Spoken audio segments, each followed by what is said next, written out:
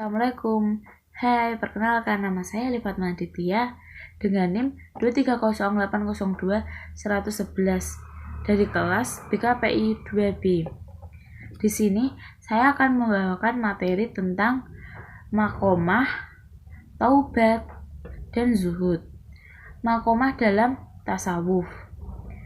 Makomah sendiri secara etimologi mengandung arti kedudukan dan tempat berpijak dua telapak kaki. Abu Rozak Al-Ghazami berpendapat makom ialah pemenuhan terhadap kewajiban-kewajiban yang telah ditetapkan. Apabila seseorang belum bisa memenuhi kewajiban-kewajiban yang telah ditetapkan dalam makom, maka ia tidak diperbolehkan untuk naik derajatnya ke yang lebih tinggi. Makom taubat. Menurut Imam Al-Ghazairi berpendapat taubat adalah kembali dari hal-hal tercela menurut syar'a menuju hal-hal terpuji menurut syar'a. Imam Al-Ghazairi berpendapat bahwa taubat dapat dikatakan sah apabila satu, orang itu meninggalkan perbuatan tercela. Dua, orang tersebut menyesal atas perbuatan tercela. Ketiga, orang tersebut bertekad untuk tidak mengulangi perbuatan tersebut. 4 tingkatan tobat menurut Al-Ghazali. Yang pertama, nafsu mutmainnah, yaitu orang yang bertobat dari awal hingga akhir hayatnya.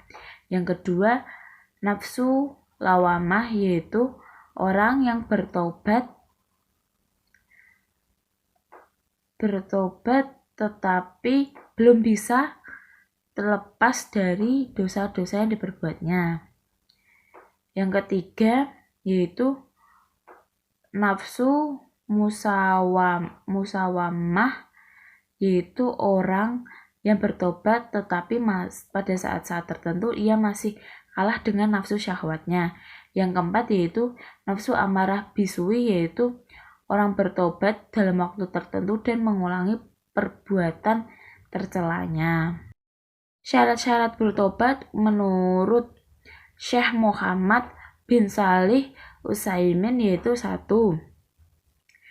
Bertobat dengan ikhlas. 2. Segera meninggalkan perbuatan tercela tersebut. 3. Merasa sedih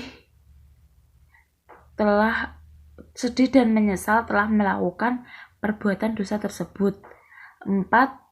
Bertekad untuk tidak mengulang kembali perbuatan tercela tersebut.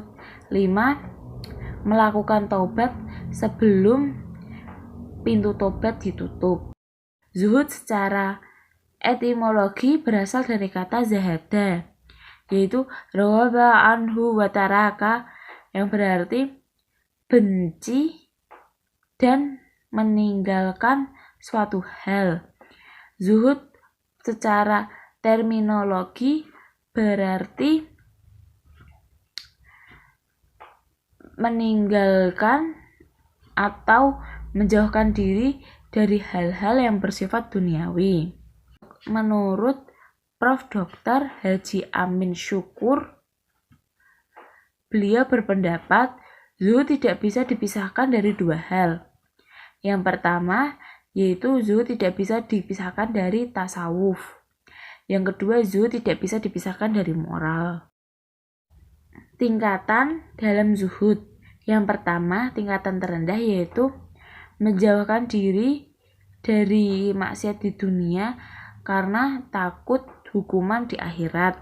Yang kedua, menjauhkan diri dari kemaksiatan di dunia karena mengharapkan imbalan di akhirat.